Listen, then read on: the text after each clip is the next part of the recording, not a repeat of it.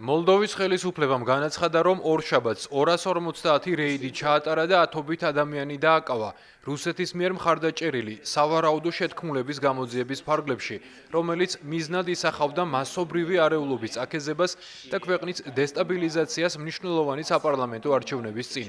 მოლდოვის ხელისუფლების ცნობით დაკავებულია 74 ადამიანი. კვირას მოლდოვაში საპარლამენტო არჩევნები გაიმართება. ბევრი ამარჩევნებს განიხილავს გადამწყვეტ ფაქტორად, გააგრძელებს მოლდოვა ევროკავშირში გაწევრიანებისკენ გზას თუ რუსეთთან დაამყარებს მჭიდრო კავშირებს.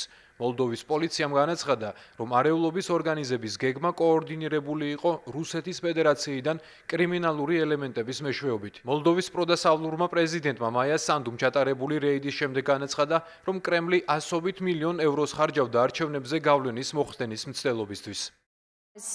დღეს სრული სერიოზულობით ვაცხადებ, რომ ჩვენი სუვერენიტეტი, დამოუკიდებლობა, მთლიანობა და ევროპული მომავალი საფრთხის ქვეშაა. კრემლი ასობით მილიარდ ევროს ხარჯავს დნესტრის ორივე სანაპიროზე და მის ფარგლებს გარეთ. ასობით ათასი ხმა რომ იყიდოს. 100,000-ობით ადამიანს უხდიან არეულობის, ძალადობის პროვოცირებისა და მსოფლიოს დაშინების მიზნით. მოვუწოდებ ყველა მოქალაქეს, არ შეეგუონ ქვეყნის კაპიტულაციას უცხო ქვეყნის ინტერესების წინაშე. ჩვენი ეროვნული ინტერესებია მშვიდობა, თავისუფლება და ეკონომიკური განვითარება.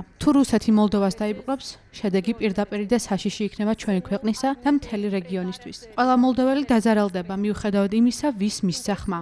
ევროპა მოლდოვასთან საზღვარზე დასრულდება. ევროპული სახსრები პრუტის მდინარესთან გაჩერდება. გადაადგილების თავისუფლება შეიძლება შეწყდეს. ჩვენი მიწა შეიძლება ოდესის რეგიონში შეღწევის პლაცდარმად იქცეს. დნესტრისპირეთის რეგიონი დესტაბილიზებული იქნება. ეს მათი გეგმებია და ისინი ღიად აცხადებენ მათ შესახებ.